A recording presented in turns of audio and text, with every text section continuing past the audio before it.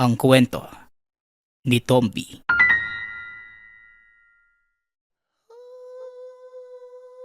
Ang kwentong ito ay hango sa totoong buhay. Mula ito sa isa nating tagapakinig na itago na lang natin sa pangalang Kitong. Taong 1962, Palawan. Sa munting bayan ng Borlan, tahimik at masayang naghahanap buhay ang pamilya ni Kitong. Noong mga panahong ito ay unti-unti niya nang natatanggap ang pagkawala ni Tatay Benji. Magdadalawang buwan pa lamang ang nakalipas mula nang mamaalam ang matanda. Wala itong ibang iniwan sa kanya maliban sa isang medalyon na hugis susi at malawak nitong lupain na pinamana kay Kitong.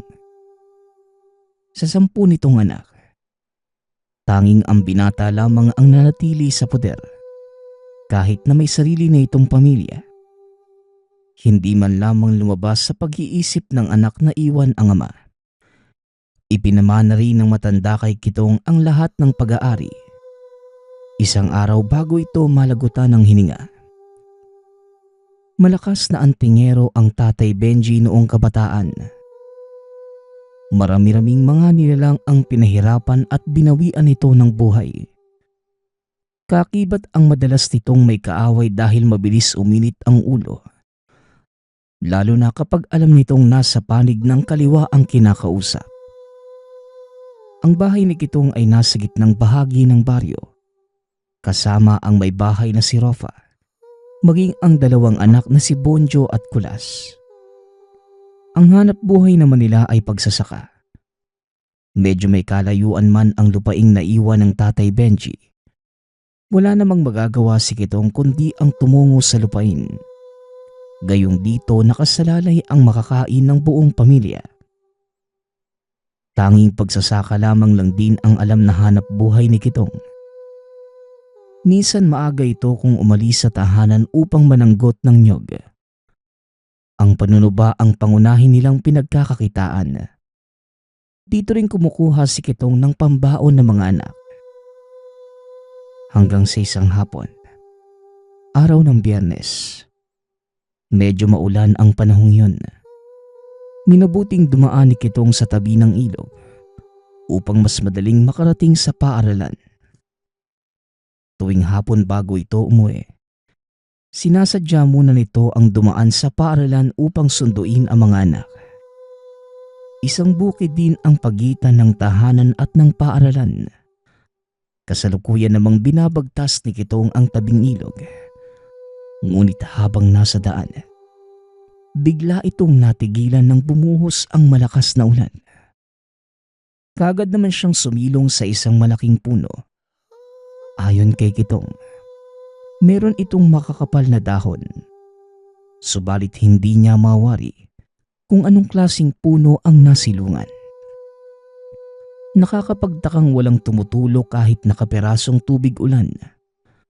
Habang namamangha sa puno na nasilungan, bigla namang naagaw ang atensyon ni Kitong. Nang bahagyang tumigil sa pag-agos ang ilog kahit na patuloy ang pagbuhos ng malakas na ulan. Habang namamangha sa mga nangyayari, bigla namang naagaw ang atensyon sa pag-init ng suot niyang medalyon. Kaya walang pagdadalawang isip at ito'y nilabas mula sa loob ng suot niyang damit. Bahagya niyang tinitigan ang medalyon. Hanggang sa biglang naagaw ang atensyon nang marinig ang pagtunog ng isang kabayo. Napatingin ito sa paligid at napansin ang maliit na bahaghari.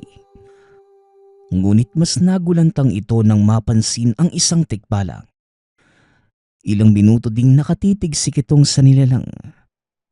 Hanggang sa bigla itong tumakbo ng unti-unti nang tumigil ang ulan. Bumalik din ang agos ng ilog at tuluyang pagtigil ng ulan. Hindi naman napansin ni Kitong na palubog na ang araw ng mga sandaling yun. Kaya nagmadali na ito sa paglalakad bitbit ang salod na puno ng tuba. Makalipas naman ang ilang minutong paglalakad, Kagad niyang narating ang paaralan ng mga anak. Subalit hindi niya makita sa tagpuan ang mga ito. Kagad namang napagpasyahang umuwi ni Kitong dahil maaaring hindi na nakapag-antay ang mga bata at nauna na itong umuwi. Nang makarating sa tahanan, napanatag naman ang loob ni Kitong matapos salubungin ng dalawang anak. Tatay, bakit kakauwi mo lang po? Kanina ka pa namin hinihintay ni nanay. Wika ni Bonjo.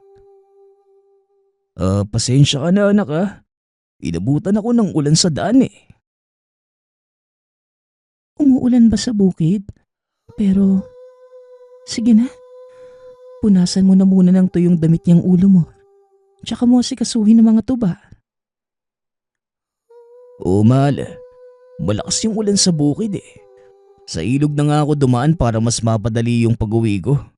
Kaso, buhos naman ang husto. Napansin ko nga din yung tuyong mga dahon sa labas eh.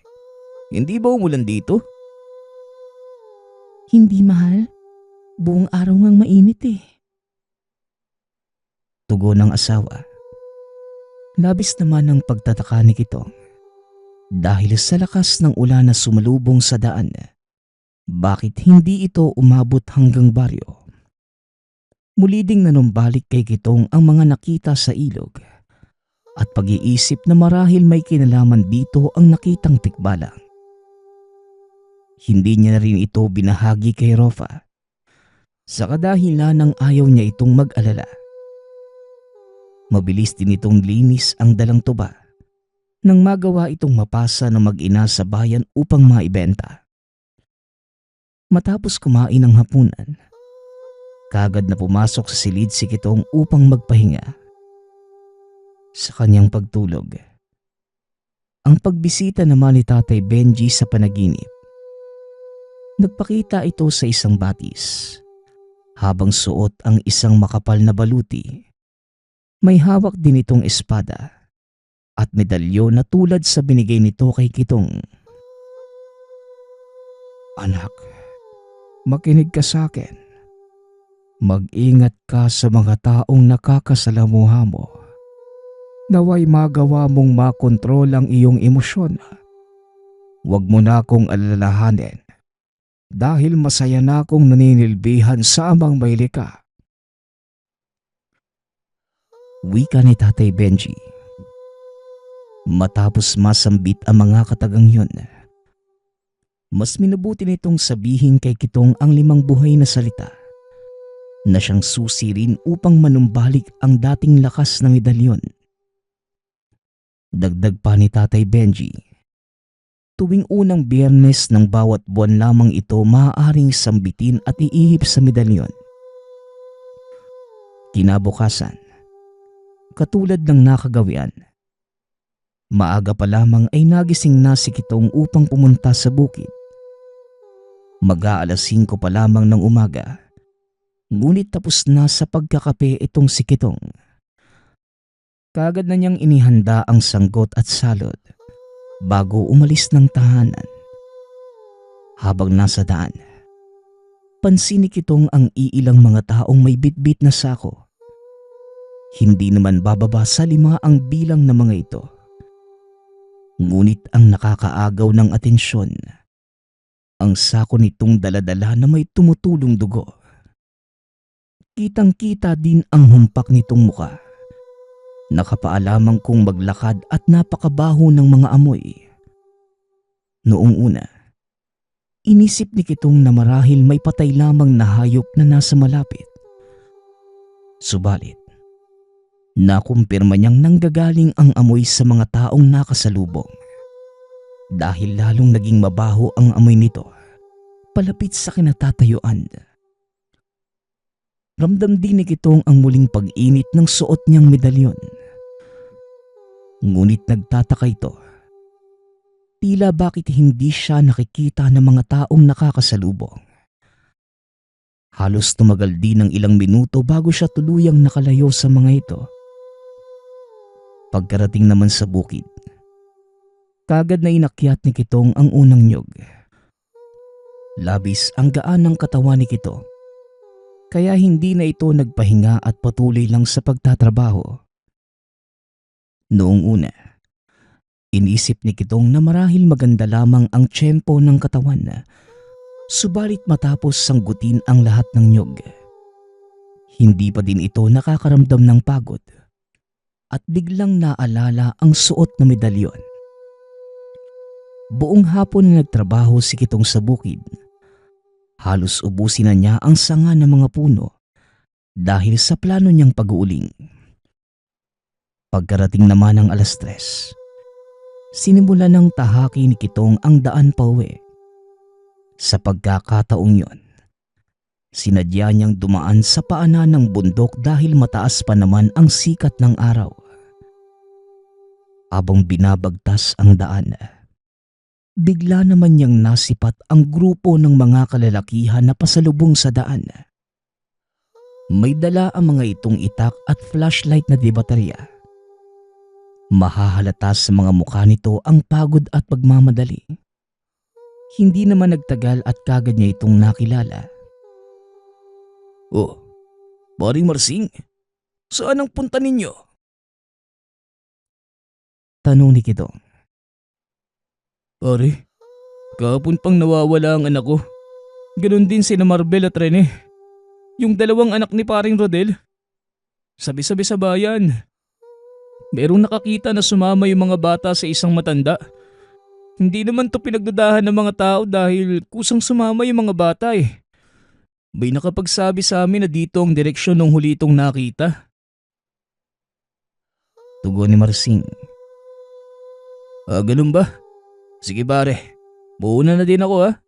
Sana makita nyo na kung sino man yung matandang yun." Muling wika ni Kitong.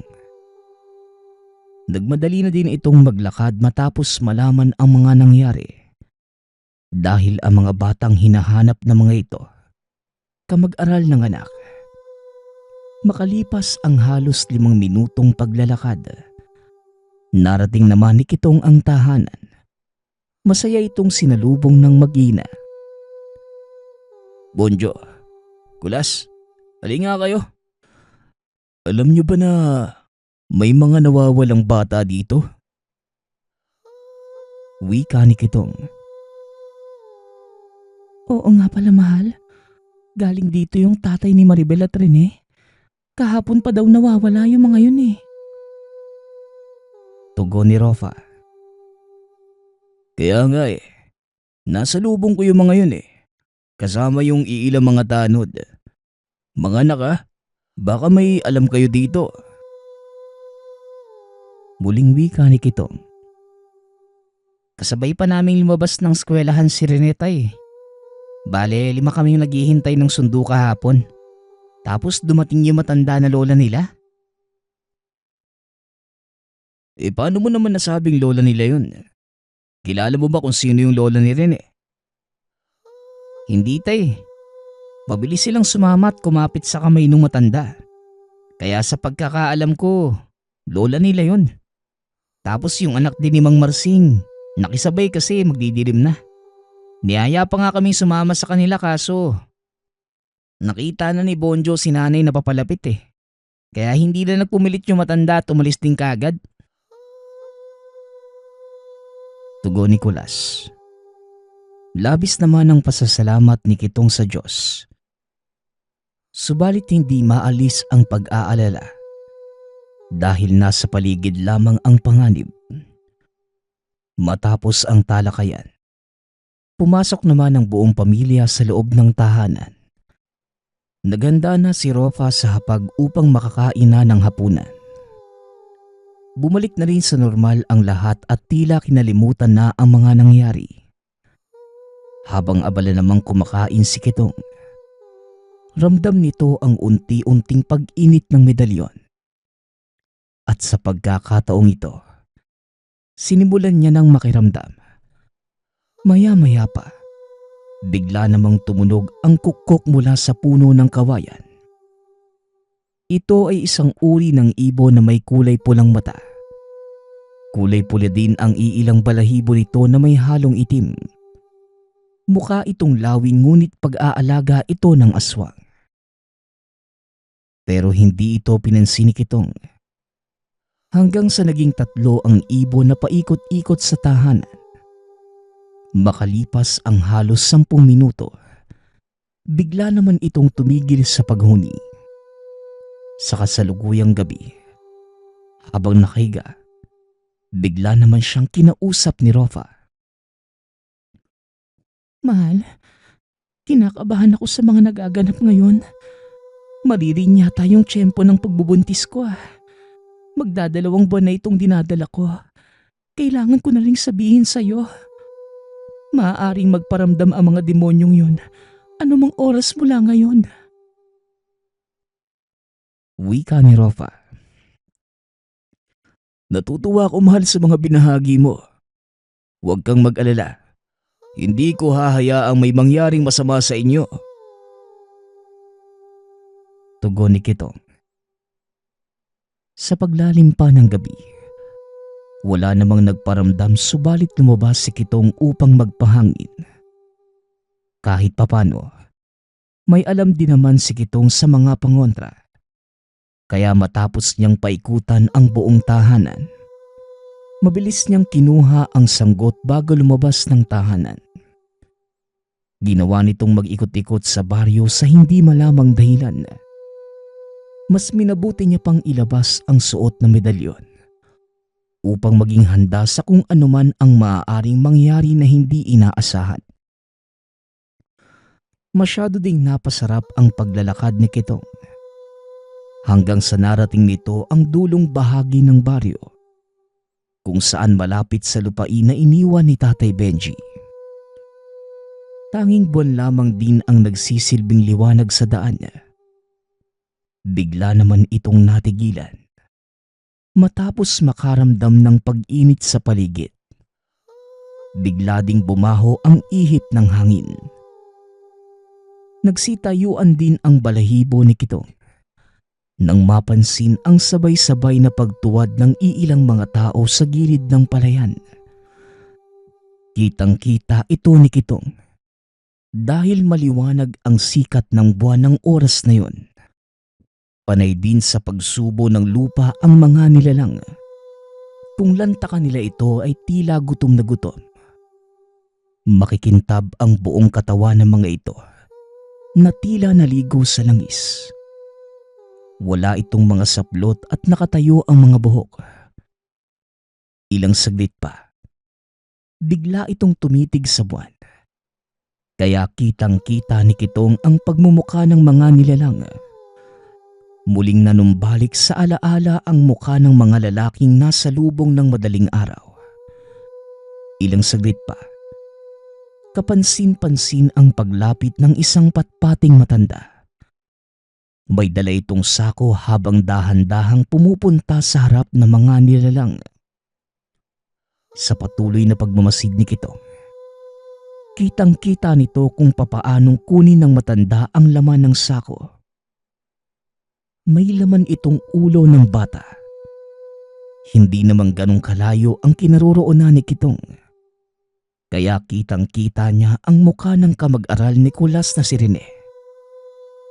Matapos yon, ibinuka ng matanda ang malaki nitong bunganga na tila ahas. Sa sobrang laki, nagawa nitong lunukin ang ulo ng walang kahirap-hirap. Makalipas ang halos 3 minutong pagmamasid, unti-unti namang nagsibukahan ang bunganga ng iilang aswang na kaninang nakatitig lamang sa buwan. Bigla itong nagkumpulan sa harapan ng matanda. Ilang saglit pa, dahan-dahan namang binuka ng matanda ang bunganga habang tumutulo ang itim na likido. Dali-dali naman itong sinasalo ng mga aswang gamit ang kanilang bibig. Nang makainom na ang lahat, paisa-isa namang nangati ang mga aswang. Tila mga uod itong binuhusan ng asin. Samantalang ang matanda naman, nanatiling nakatayo sa harapan ng mga nilalang. Maya-maya pa, biglang naging pula ang mga nanlilisik nitong mga mata. Napunit na din ang mga balat at pagpalitan nyo bilang mga aso. Iba't ibang direksyon din ang pinuntahan ng mga ito. Hanggang sa ang matanda na lamang ang naiwan. Bigla itong tumuwad. Hanggang sa nakarinig naman si Kitong sa boses ng iilang tao na kasalukuyang dumadaan sa kahon ng palayan. Kaya bigla itong napatitig sa mga dadaan. Bahagyang kinabahan sa maaaring maganap. Subalit nang ibalik ang paningin sa kinaroroonan ng matanda, hindi na niya ito nakita. Matyaga niya pang pinagmasdan ang paligid subalit hindi na ito muling nakita pa. Hindi na rin nagtagal at nagpa siyang umuwi na si Kitong. Sa pagtahak ng daan pabalik sa tahanan, bigla naman itong napabunot ng sanggot. Matapos makita ang malaking itim na asong dahan-dahang umiikot sa isang bahay. Alam ni Kitong na may masamang balak ang nilalang, kaya sinadya niya itong ikutan. Unti-unting pinuntahan ni Kitong ang likurang bahagi nito. At nang magkaroon ng pagkakataon, bigla namang napatigil sa paglalaway ang aso. Kalakip ang paghulog ng ulo nito sa lupa. Sinadya ding iwanan ni Kitong ang ulo ng aswang sa gitna ng daan upang magsilbing babala sa mga kalahi nito. Kinabukasan, katulad ng dati, maagang umalis si Kitong sa tahanan. Sa pagkakataong yon, sinadya niyang dumaan sa tabing ilog. Kaya hindi niya maiiwasang dumaan sa malaking puno na sinilungan noong umulan. Nang makalapit sa puno, biglang namangha si Kitong. Binabalot ng alitaptap ang itaas na bahagi ng puno. Subalit ang hindi niya naman napansin, merong nilalang ang namamahinga sa ibaba nito. Bigla namang napatigil sa paglalakad si Kitong. Matapos makita ang kulay puting tikbalang. Sa hindi malamang dahilan, bigla itong yumuko at sinabing, "Ikinagagalak kong makita kayong muli, mahal na prinsipe." Wika ng tikbalang. "Ha? Sinong prinsipe? Ako ba ang kausap mo?" "Kayo nga. Kung inyong mamarapatin, hayaan niyo pong ipaliwanag ko lahat ng dapat niyong malaman." Muling wika ng tikbalang. Ayon sa elemento, nasa kaloob-looban ni Kitong ang presensya ng hari nito. Sa pamamagitan ng medalyong hugis susi, nagiging isa ang espiritu ni Kitong at gabay na prinsipeng tikbalang. Dagdag pa nito, ang medalyon ay may kakayahang magbukas ng kabilang dimensyon. Nagagawa din itong magbigay ng sabulag sa maaaring maging kaaway. At kayang matangan na nagmamay-ari ng medalyon ang kakayahan ng haring tikbalang. Ilang henerasyon na rin pumapaloob sa medalyon ang espiritu nito. Labis naman ang pagkamangha ni Kitong matapos marinig ang binahagi ng tikbalang. Kaagad din itong naglaho matapos pumasok sa loob ng puno. Pagkatanghali, matapos magtanim ng mais, mas minabuti namang kumain ni Kitong sa mumunti niyang kubo. Bigla naman itong napatigil nang marinig ang pagtunog ng kabayo. Kaagad namang lumabas si Kitong upang tignan ang kaganapan sa labas. "Isang mensahe ang nais kong iparating. Agahan mong umuwi sa inyong tahanan dahil nasa paligid lang ang mga nilalang na nakita mo kagabi." Wika ng tikbalang. Dahil sa narinig, mabilis na tinapos ni Kitong ang mga gawain sa bukid upang maagang makauwi. Halos mag-aalas 3 pa lamang. Sinimulan na niyang bagtasin ang daan pabalik ng tahanan. Mas minabuti namang dumaan ni Kitong sa tabing ilog at pagbukas ng nakatagong lagusan sa malaking puno. Kagad naman itong nakauwi matapos lumusot sa lagusan sa malawak na kawayanan malapit sa tahanan. Kagad naman niyang nakita si Rofa na abala sa pagkuha ng mga nakasampay na mga damit. O mahal, maaga ka yatang nakauwi ngayon ah. Wika ni Rofa. Nasaan yung mga bata? Tanong ni Kitong. Hindi pa nakakabalik eh. Matapos nila magpananghalian, bigla itong nagpumulit na pumunta ng bayan para ibenta yung mga gawa mong suka. Dahil maaga pa naman, kaya hinayaan ko sila. Tugon ng asawa. O sige, pagkatapos mo dyan, isara mo na din lahat ng bintana at pintuan ha. Mamaya ko na ipapaliwanag. Sundin mo na lang muna mga sinasabi ko. Wika ni Kitong. Dali-dali itong umalis ng tahanan upang sundan ang mga anak sa bayan. Medyo mahaba-haba rin ang lalakarin nito. Aabutin pa ng halos 20 minutong paglalakad bago marating ang bayan. Hindi naman ito naging hadlang kay Kitong dahil matapos niyang bumalik sa lagusang nasa kawayan, bigla naman itong lumabas sa isang malaking puno sa gitnang bahagi ng bayan. Ilang saglit pa, hindi naman naging madamot ang tadhana at kagad niyang nakita ang mga anak. Habang siya ay dahan-dahang lumalapit, napansin naman niya ang matandang sumusunod sa mga anak. Ito mismo yung matandang nakita niya noong gabing sinubo nito ang ulo ng batang si Rene. Wala nang pagpipilian pa si Kitong, kundi ang mabilis na puntahan ng mga anak. Sa hindi inaasahan, bigla rin siyang nagulat nang mabilis siyang nakalapit sa mga anak. Gulat na gulat ang matanda na mga sandaling yun, sapagkat hindi nito naramdaman ang pagdating ni Kitong. Nang tuluyang makalapit, bigla namang uminit ang ulo ni Kitong, kaya kagad niya itong dinuro-duro. Hoy tanda, kilala kita ha? Ayoko nang makita yung pagmumukha mo. Dahil kung hindi, mapipilitan akong tagpasin yung ulo mo. Wika ni Kitong, sabay dura sa harapan nito. Hindi naman nagsalita ang matanda.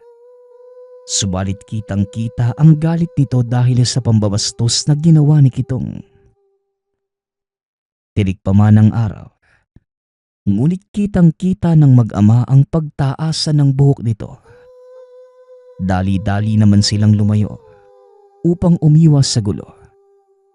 Pagkarating sa tahanan, kagad na nagpausok si Kitong upang itaboy ang mga masasamang elementong umaaligid sa tahanan.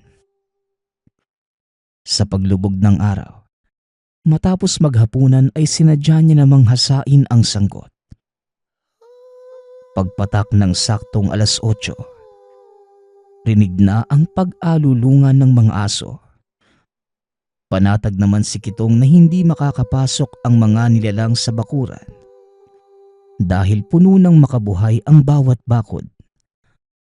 Halo-halong tunog din ang kanilang naririnig mula sa labas. Merong babaeng umiiyak, may patawa-tawa at iba pang nakakakilabot na tunog. Sa biglang pagtahimik ng paligid, ramdam naman ang pag-init ng buong paligid at pagkalat ng napakabahong amoy. Mahal, sa paglabas ko, siguraduhin mong nakasara ng maayos ang pintuan ha. Kahit anong mangyari, wag na wag kayong lalabas ng bahay. At wag ka ding mag-alala. Uubusin ko ang mga demonyong yan. Wika ni Kitong. Sa paglabas nito sa pinto, ang dahan-dahan namang pagbuka ng bunganga ng matandang nakaabang sa harapan ng bakuran. Naglalaway ito. Nanlilisik ang mga mapulang mga mata. Nakataas din ang lahat ng buhok. Ikaw pala ang dahilan kung bakit nawala ang kaisa-isa kong apo. Pero ayos lang. Dahil higit pa sa inaasahan mo ang magiging kapalit. Wika ng gabunan. Manahimik ka, demonyo. Dahil sasapitin mo rin ang sinapit ng apo mo. Tugon ni Kitong. Aatake na sana ito. Ngunit nakita niya ang nakaabang na mga aso mula sa likurang bahagi ng matanda. Hinawakan nito ang medalyon. Gamit ang sanggot at kakayanan ng tikbalang, mabilis niyang pinagpupugutan ng ulo ang malalaking aso. Hinahanap siya ng mga ito.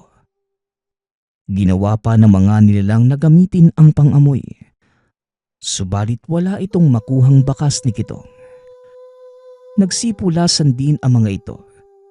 Ngunit patuloy lamang sa paglagas ang kanilang pangkat. Nang hindi na makapagtimpi ang matandang gabunan, mabilis itong kumilos at pagdura ng kulay pulang likido sa katawan ni Kitong. Kaagad namang nag-alulong ang mga alagad.